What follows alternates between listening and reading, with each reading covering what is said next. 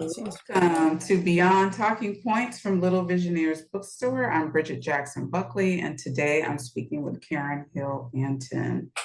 Karen wrote the column Crossing Cultures for the Japan Times, Japan's oldest and largest English language newspaper, for 15 years. She lectures internationally on her experience of cross-cultural adaptation and raising 4 bilingual, bicultural children. She is the author of the widely acclaimed memoir, The View from Breast Pocket Mountain, winner of Memoir Magazine 2022 Grand Prize. Welcome, Karen. Hello, Bridgitte. Good morning. Well, good morning in Japan, and thank you for inviting me. Oh my gosh, I'm happy to have you. I'm so happy to know about your memoir, The View from Breast Pocket Mountain. As we were speaking prior to going live, I'm so, it resonated so much because I've traveled in different parts of the country, and it was like, oh my gosh, like I could have written some of this. You may still, That's or true. you have, yeah. So did you always know that you wanted to be a writer or that you would write a book, or tell me about that? No, I don't think I always knew, but I have always written in some form. And it wasn't until I came to Japan and became a columnist that I was writing regularly. Okay. So you wrote like personally for yourself, like Yeah, just in journals, but not nothing. I really kept to, and I may have written a couple of short stories, but if they're in existence, I wouldn't know where. And I hadn't published anything before I came to Japan. well, it seemed like it comes naturally to you. The writing was really accessible, like really easy to follow and understand, and it does have an eloquence to it and its practicality. I enjoyed it. Okay, so The View from Breast Pocket Mountain is about your life and how you came to live in Japan. It's just so interesting. So you grew up in the Washington Heights section of New York, and at Mhm. 19, you left the United States, which, that's interesting in and of itself because some people never leave their home where they've grown up. So what was the impetus for you to not only leave the United States, but to leave alone? Yeah, I think well, as it says, I was 19, fearless. I didn't really give it that much thought, and I was interested in traveling and in seeing Europe. And as I say in the book, I was really animated in many ways by art history that I just studied in high school, and and I saw Europe as an interesting destination, and really thought I'd be running around to all of the museums, which I did, quite a bit. But yeah, getting on a plane in New York City, and getting off of it in London for the first time. You're 19 years old, and you see there's not just the museums, the Tate, the British Museum, or whatever, but an entire world that that you just didn't know, and didn't know anything about. And I would say that was the first door that was open. And then after that, going to France, going to Spain, to Morocco, to Denmark, Germany, just every place was just so different, Yeah. and just so exciting. And I breathed it in, really. Well, I like the word you use, fearless. I mean, I remember, when I was younger, you do have this fearlessness to you. Like you just feel like anything is possible, And unfortunately, for some people, that could wane over the years where you start to become like, oh, I can't do this and can't do that. But you have to have some level of fearlessness to get on an airplane because when you're trying something new, I don't know about you, but sometimes you feel like this, these butterflies in your stomach, like, where am I going? Who will be there? What's going to happen? Yeah. Just go someplace new. It's I think, well, and the fearlessness that I felt, and I certainly I would never have named it as anything. It was just, that's who I am, and what I did. But it's also, I mean, it's what I do. It's how I am now, and I said goodbye to 19 a long time ago, a Yeah. very long time ago. But that's my general attitude. I tend to not be apprehensive, or anxious, and yeah, and just in most situations. Oh, I like that. I like that. Apprehension stops a lot of movement. I mean, and imagine Imagine. like it stops a lot of people from doing a lot of things. I mean, and to just, I mean, where you were talking, I was thinking about, for lack of a better description, the Nike slogan, just do it. Right. Just do it, just go. Okay, so you were traveling a bit and you found your way to Denmark. Oh gosh, you ended up staying for a little while, and we're moving forward a little quickly here. And you ended up giving birth to your first child in Denmark. And it was just fascinating to read about the loving way that you were supported Yeah. after the childbirth. I mean, it just seemed like I mean, the mothering experience there, or the new mother experience, was so different than what we experience here in the state. You really received support. You want to talk about that a little bit? Yeah, it was really quite wonderful. But of course, it was my first child, and I didn't know anything else. And now I've come to expect that. So when I hear about what goes on in the United States, yeah, it's almost quite shocking, because Yeah. in Japan also, 5 days after a birth, in the hospital, that's what, it's not just typical, that's almost what's required, Mhm. that you stay in, and you can expect support from the maternity clinic staff,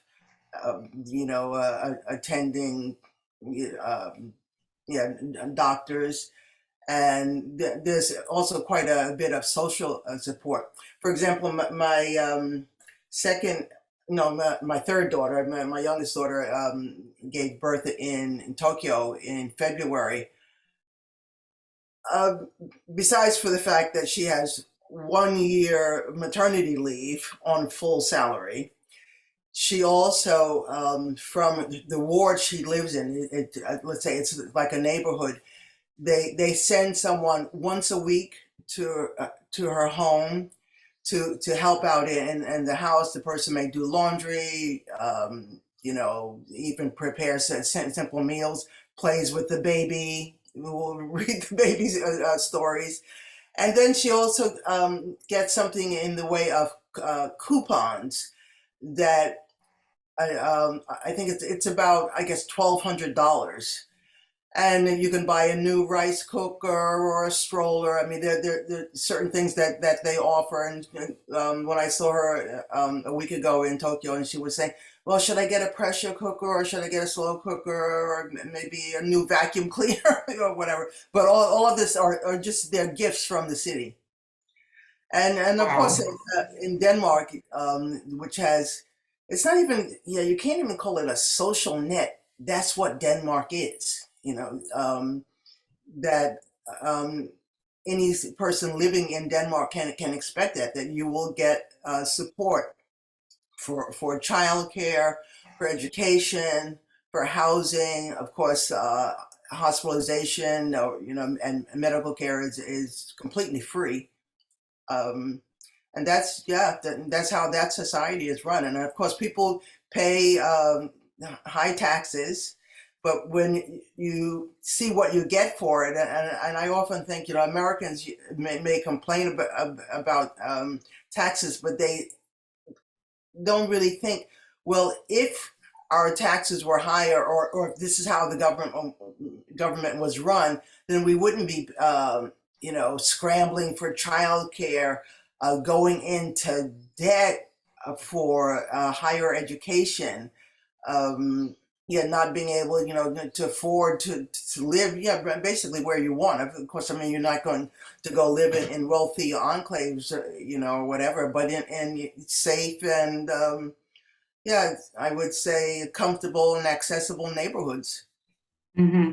So, okay, so there's a parallel here because you're saying with your experience in Denmark, it wasn't, that's just how they are in that culture. Yeah, Like yeah, it's they nothing care unusual. for the Yeah. new mother because you had so much support when you had the baby. There was no, she's a foreigner, she's a Black woman, she's not one of, there was none of that. And your Uh, daughter in what are we, 2022, she had a very similar experience in Tokyo. yeah, yeah. What This, is going on here in the I States? I don't have three know. I kids don't and know. I didn't have any of that. Yeah. Well, yeah. That's a whole other A conversation. whole It's other conversation. I can say it's quite when you don't live in the United States and you have some idea of how things are run. Um, yeah, it's almost curious, and I can tell you, it's in Japan now. Friends ask me, well, what do people do if they don't have health care? They literally do not understand, and or the fact that your health care would be, yeah, associated with your job, which means if you don't have a job, you don't have health care. I mean, it's just, Yes, they honestly don't understand it. they don't I get can tell. I just had surgery, um, a knee replacement surgery. I was in the hospital for 3 weeks. 3 weeks, and this is what is considered typical after knee replacement surgery, it. because they will not release you until they know that you are in no danger of infection, that you have recovered and rehabilitated enough to the point that you can function in your life. It's nothing like you're going to go home the next day and it's like and try to get around or whatever. They want to make sure that you are completely functional. And of course, the most excellent care. My surgeon visited me at my hospital bed 2 or 3 times a day. The head nurse Wow. and her team, they introduce themselves first thing in the morning, and when they um, change shifts, they come again. In the late afternoon. I had my personal therapist working with me every day for 3 weeks, and of course, well balanced Japanese meals. They want to make sure you're not eating one Wow. calorie more than you're going to expend, because they know you. I mean, you're pretty much, hospital and bed bound, that you're not burning up calories, and they don't, Right. want you to, yeah, not be in the best health. Yeah, Well, it sounds like there is care for health absolutely, in the absolutely. system. So, okay, so Denmark was wonderful. And then when you had your first child, you stayed on for a bit and you worked as a cook and you worked as a nutritional cook in a school, if I remember correctly. And then after that, fast forwarding again, you actually returned to the United States and you went to Vermont, which was a very nice place to go. I mean, Yeah, that was the place where you would have even more support, like a conscious organic community. yeah. You were once again supported. And it was during that time that you went back to visit your father, and you hadn't seen your father for a while, and he hadn't met your first daughter, right? Oh no, well he had met my daughter, because when I came back from Europe with her, I stayed with him first Okay. in New York Okay. City.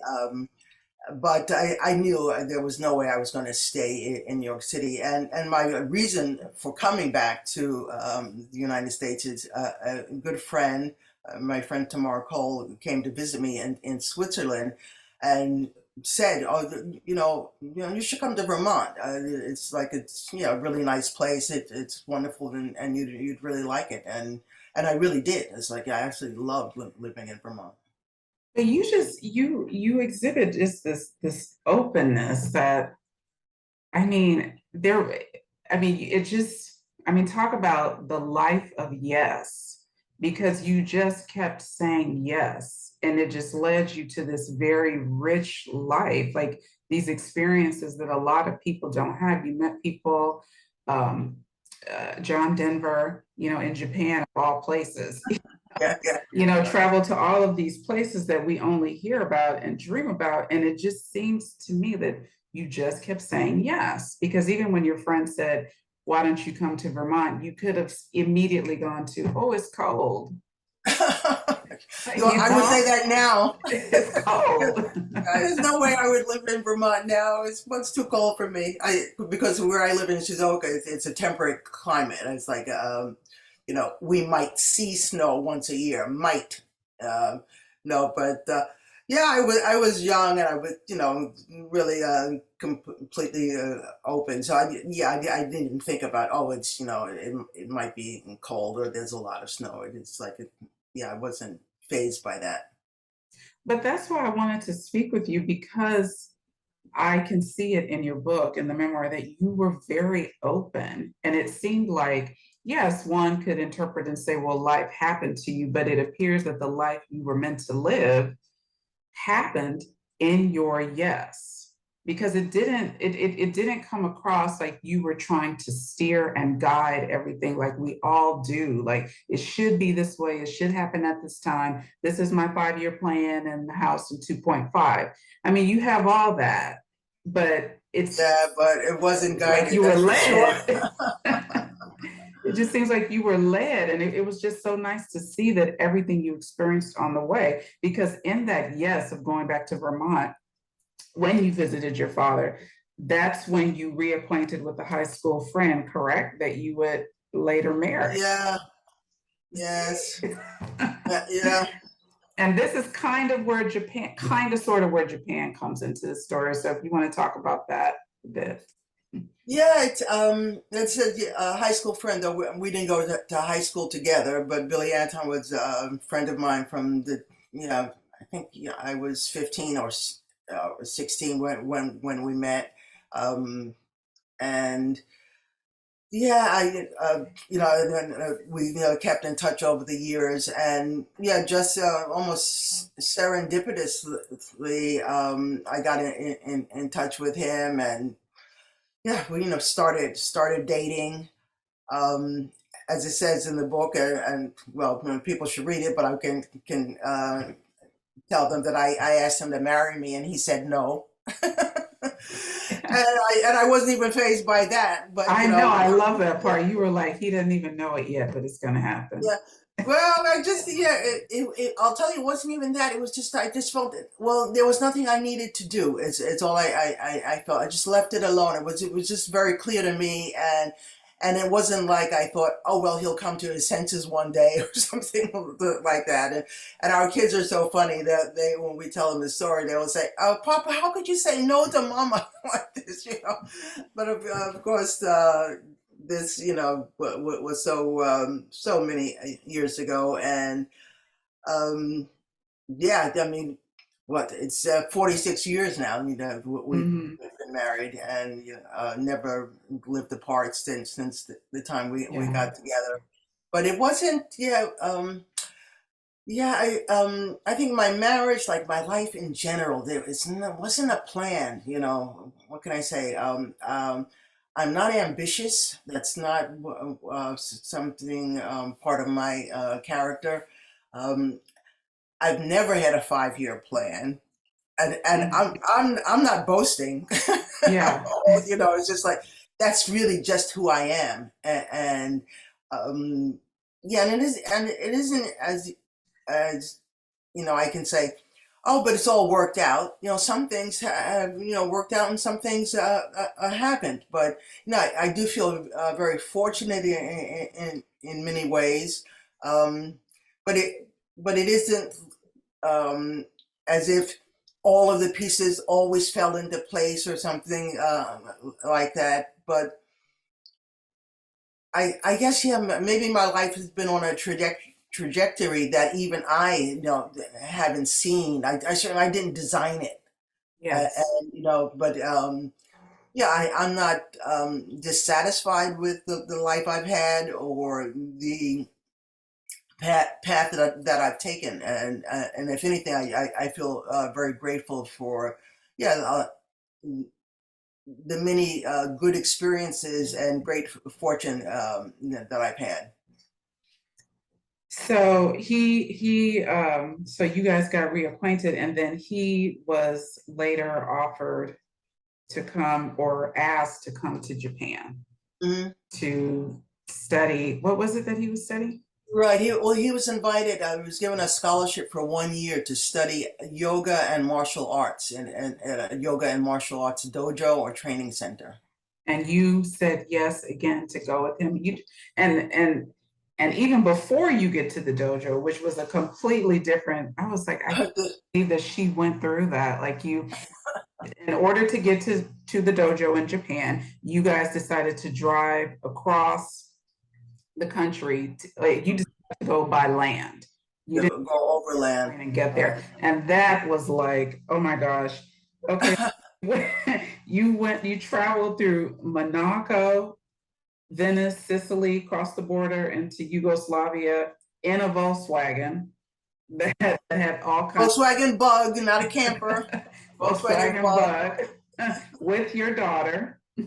This was just so ambitious and courageous, because when you do something like that, you basically have the template for the idea. Okay, we're going to travel by land, but you really don't know what you're getting into until you're in it. Yeah. You know, like when you were, what did you say? Like you crossed the border into Yugoslavia and you thought you were just going to stop on the side of the road, but you couldn't camp on the road because it was forbidden. Yeah. And you said, you right, that's where you say the difference was felt immediately. Like you talk about the differences between countries and how you saw the West blend into the East, but it also just seems like, I mean, you were people traveling and you were welcomed into different countries, but you were seen differently. But I don't know that you were seen differently just as a Black woman beyond the curiousness or Hmm. curiosity of like, oh, look at her hair and look at her skin. But it just seemed like you were just something different in that part of. Just different. Being, just I think a woman on the road, and especially, I mean, once you leave Europe, and leave the West, you don't. Not only do you not see, you don't expect after a while, in Turkey or in Iran and in Afghanistan, to, see women. I wasn't alone at that point, but a woman and with a young child, and traveling in a Volkswagen Bug and camping. There weren't many, is all I can say, if any. So, and I don't think it was, my ethnicity that made Yeah. me stand out so much as just yeah, which I think somewhat unusual to see a woman traveling like that at that time. Yeah, I guess because I'm thinking about my travel too. I mean, yeah, I guess unusual is a better word because you're in these environments and you don't look like anyone. You know, Mm, you don't look like anyone at all, but you don't feel like there's racism or this dislike. It just feels like there is just this intense like curiosity, like what, wow, she looks so different. Like I remember being in Thailand and people coming up to me just literally like poking my skin and pulling my braids. oh, right, And right, right. reading your story, like where were you? You were in one of the markets and you decided to go to the market with like your arms out, like you weren't covered, your ankles out, and you wrote that you felt like you lost your humanity because they Right. were That in was in Afghanistan. And in Afghanistan. Afghanistan, really, women were all completely covered. And as you can see now, that the Taliban has come back. There was no Taliban then or anything, Hmm. but just, a part and mandated really by the culture. All women were covered literally from head to toe. So, and then again, I mean, it didn't have any, it wasn't about my color, though no doubt I stood out in it, in a place like Kabul or Herat. But the fact of being a woman in the market alone and uncovered, I mean, it was just, yeah, not to be seen. You just don't do that. Don't do it, don't do it. And as I said, I I tended to wear a shawl. I would be starting in Turkey. I would just kind of just sort of fell into covering myself somewhat. But in Afghanistan, it was warm, and I thought, yeah, well, enough with this already. It's like, I want to just dress like, I normally do. And I just had on a dress that covered my knees. I wasn't in a tank top or, a mini skirt or something like that. But oh, I was stared at very, very hard. But I mean, I was stared at anyway. But the fact that I wasn't, covered up, really made me stand out. Well, but I also like that you write because there are those type of experiences, or the experience when you lost the car key in Bulgaria, your purse mysteriously disappeared and then reappeared. That there's vulnerability. Like there is this vulnerability, and I like the way you write about it, that you need a certain amount of trust to be on the open road, to move about freely and feel comfortable in unfamiliar situations with unknown people. You do. It's like there's vulnerability, but you also have to have trust. And it's like this is where I think humanity is revealed, because you may have been stared at, but wasn't that also the same country where there was a man that offered you like lunch, like, or welcomed you into his home for lunch one afternoon? Oh, for tea, yeah, that was in Iran, in Yeah, Tehran. yeah. Oh, that was Okay. such a lovely moment and interlude, as I say, because we were living, yeah, it's so rough, and at that time we were staying in this, yeah, oh, just yeah, almost despicable hotel. Yeah. All where Billy's jeans were stolen. Oh, I love that someone was watching you watch the James. The jeans. Is truly something like that would truly happen when you're traveling. No, it definitely did. But yeah, this he was just such a gentleman, and yeah, just kind and open, and yeah, it was almost as if it had been raining and cloudy or whatever, and then the sun came out, and Mhm. yeah, maybe it was an hour, maybe it was 2 hours, I don't know, but I, again, we'd gone to that part of Tehran, actually looking for someone who we didn't find, and then just yeah, to be invited, into someone's. It wasn't into his home; it was into his garden, for an hour, and to be treated so, yeah, nicely and with such a hospitality. It was a lovely experience, Beautiful. and Yeah. yeah, and it's one of those things. What, 45? I was getting on to 50 years later. I still remember it. It's almost the feeling is fresh. Ah, Of okay. having had that Mhm. interaction. Yeah, that's those are wonderful aspects of travel. So you have the freedom of the open road, and then you finally arrive at the dojo, which is the total antithesis. Yeah. I was why I was just so curious, like how I mean, I was thinking, why did she agree to that? Like you were so accepting of it. The schedule was so strict and you just went with it. Well, Why if and you were in the how? dojo, you really had to go with it. I mean, there were, it wasn't even like rules. I mean, it's a training center. There's a sensei, or a master teacher. This is what's done. This is what you is what's expected. This is what you do, right? And I agreed to go with Billy there, and and he was studying, and um, to the extent that I was going to stay there at all, I needed to go along with what was going on in the dojo. And as I said, there I found ways to get out of it, to skip classes, to make myself a cup of tea when none of that was was allowed, so to speak. But yeah, it was a very strict environment. Again, it wasn't a prison. I could have left. It wasn't a cult. I wasn't forced to do anything. But this is what it is when you are living, under the direction of a sensei, of a martial arts master, really. It is what it is. And you could also, I mean, so you can also say that it is what it is, because when you left the dojo, you moved to a very quiet rural town and you talk about the days of solitude. And yet again, you were very accepting of that. I mean, I'm just thinking of so many American women who would be like, okay, I'm out. I'm not doing this. Like, I'm out. Like, Yeah. I mean, because the house didn't even have a bathroom in it. So that's laborious in and of itself. Yeah, you have no idea. You have no idea. Like, I'm And like, also, you say a town. It was far from anything. It was a town. It was really a hamlet. A hamlet. mhm, So it's and it's actually just half an hour up the road from where I'm sitting right now. Um, okay.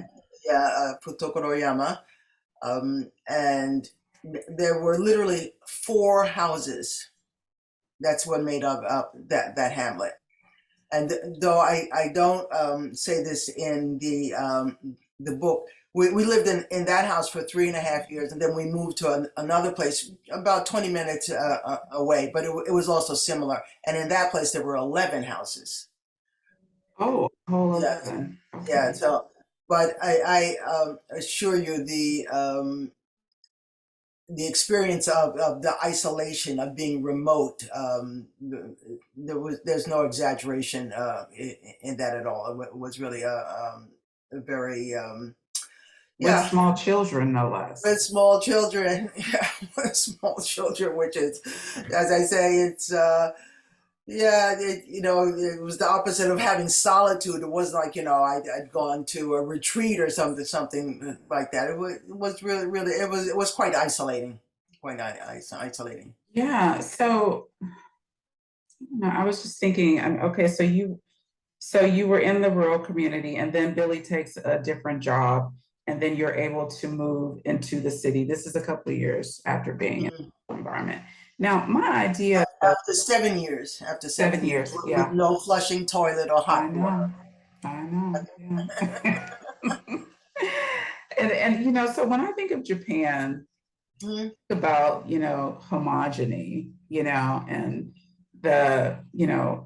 the social groups, the humble style of communication, pragmatic approaches to situations. And even you write about, I think about groupthink because you write about, for example, the afternoon more than 30 years ago when your daughter, Nanau, Mhm. correctly, came home from school crying because the parents of a girl in her class were divorcing. The whole class had cried.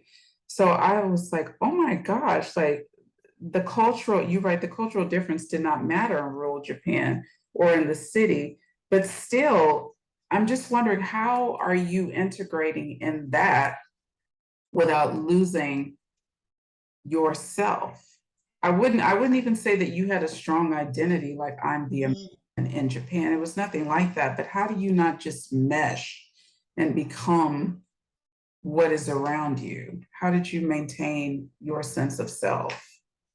I think, well, one, it would never it occur to me that I would lose myself. I feel, I guess, yeah, it's not even about confidence so much as, yeah, I am the person I am. I came to the trend. I was 30 years old. I was an adult, but I think, the experience has more been not that I would lose myself, but I was able to grow and change in a way that I had no idea of, or no expectation that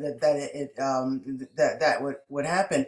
And I feel that if I had felt so much, oh well, this, I'm an American woman and this is what I do, and this, it's got to be like this and no other way, and who are these people and why do they do things this way? And believe me, I have lots of questions still about, why do they do things this way? But once you kind of like let that go, even for a little bit, and open your eyes and see, there are other ways of doing things. Some of these things make sense. Japanese society, especially, is works very, very well. It's highly functional, um, and you just feel, yeah, there's some of these things I can adopt and I can adapt, and yeah, and I'm still who I am, but I've grown, I've changed, and if anything, I've benefited, you know, Mhm. from accepting, some of the, yeah, the mores and ways of living, that I have, living in Japanese society, and I should say here that, you know, I don't live in a expat, or foreign Yeah. enclave in Tokyo or Osaka or something like that. Where I live, they're only Japanese people. This has been true for my yeah, entire life at this point. So it's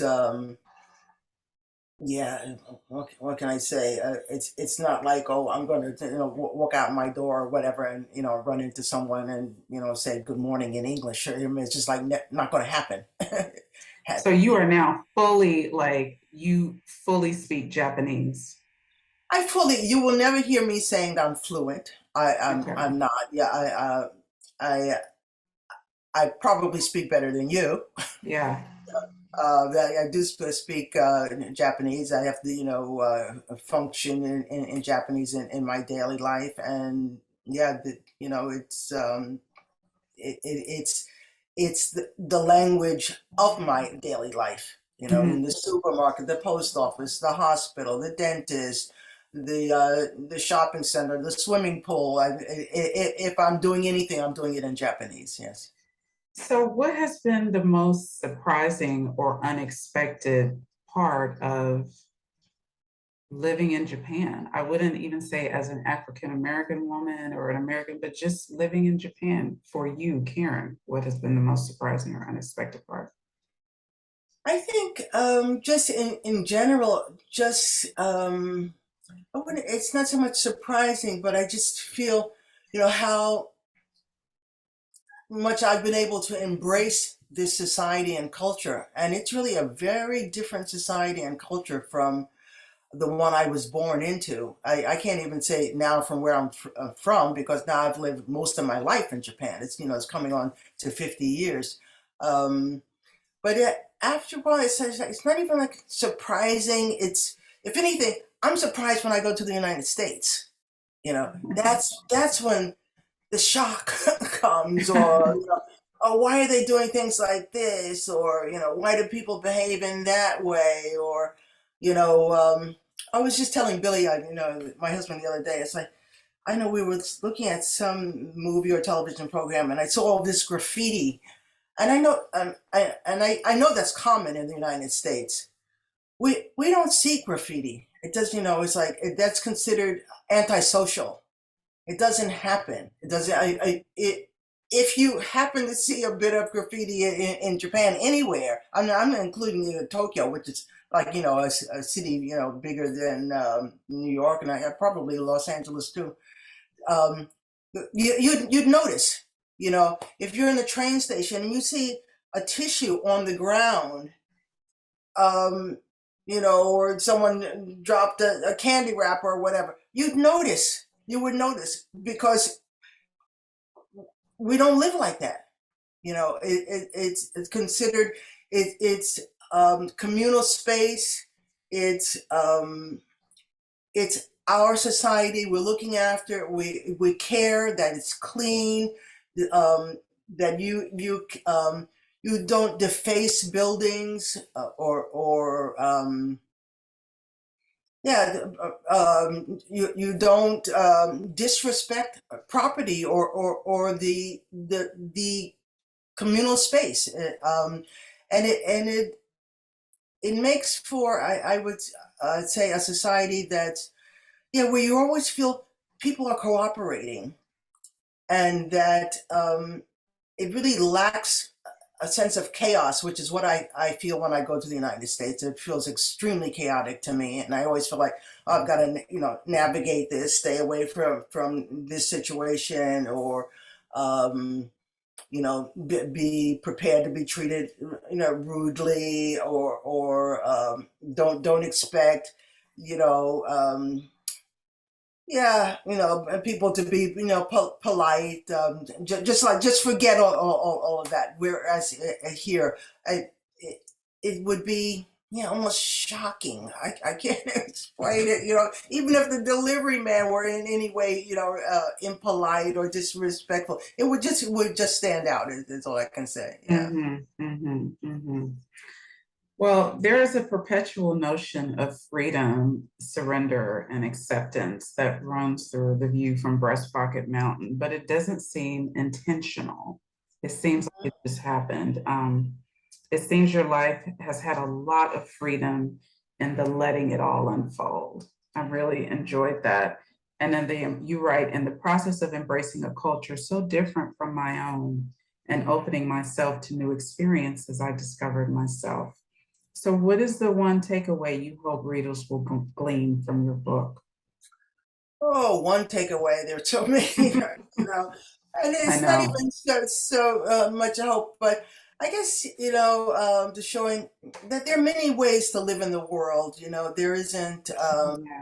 yeah, it's that you've got to do it this way, or it's got to be that way, and that it's actually possible to yeah to open yourself to new experiences and um, n- no doubt. I mean, there are those experiences that you open yourself to that things don't work out or whatever. But I feel even having that attitude, that expectation, of meeting the world, which is meeting people in that moment, and not expecting anything other than the best from them, and what. Our that interaction and experience can be just yeah yeah. I mean, I don't know that I can articulate or verbalize these things, but I guess Well, many ways that you can live in the world. yeah.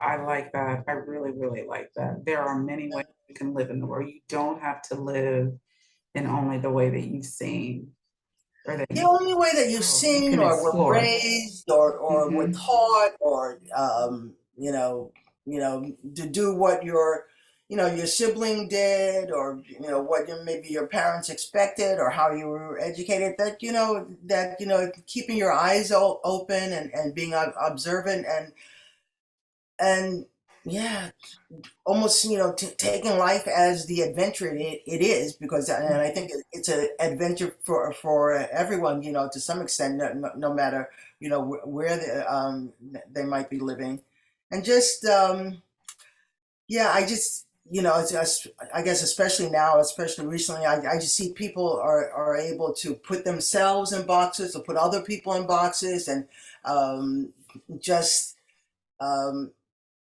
yeah have yeah, notions about them, or based on how they may look or what you expect from them, as opposed to really being open to being I feel it's like a human being. This is what Yeah. human beings really are. So many people have asked me what's it like as a black woman, living in Japan or whatever. And I can tell you, Bridget, to me, it's almost humorous, because first of all, I never describe myself. I would never say anything as a black woman. I'm a human being.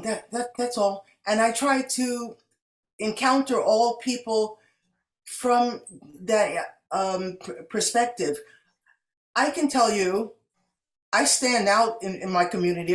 There's not like I said, there are no other foreigners. That goes without saying. There are also no black people. If I were to see a black person, walking up the road here, well, I would, say hello and where you come from or whatever. Hey I, there.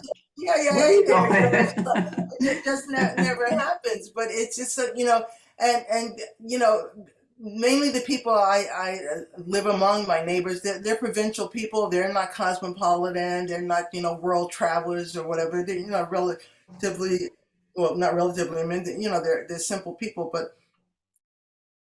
Of course I stand out, but once you're part of the society and you're part of the culture and you're part of the community, I don't think they expect anything different from me than they would from Mrs. Matsumoto or whatever. That that we live together as neighbors, not as like this neighbor of that ethnicity or color or I don't know, something else, Yeah. of the way that people, might describe themselves. Mhm, mhm. Wow. So you're talking about living with an open heart and an open mind. Open, yeah, completely open mind. And Wow. Well, embrace we hope, humanity. and what? And embrace humanity. Oh, embracing humanity. Absolutely. Absolutely. Wow. Well, we hope you enjoyed listening to this conversation with Karen Hill Anton. Little Visionaries is an independent bookstore that, beyond selling books, hosts author focused interviews and community events. And remember, the best way to support your local independent bookstore really is as simple as buying a book. Karen has consulted for global corporations in Tokyo and coached senior executives in the financial, pharmaceutical, and software industries. Karen has practiced Japanese calligraphy for more than 40 years, attaining second-degree mastery. She is a devoted student of hula and enjoys swimming and knitting. Originally from New York City, she has lived with her husband, William Anton, in the rural province of Shizuoka, Japan, since 1975. Her novel, A Thousand Graces, comes out in January 2023. You can learn more at KarenHillAnton.com. Thank you, Karen. Thank you so much, Bridget, for inviting me.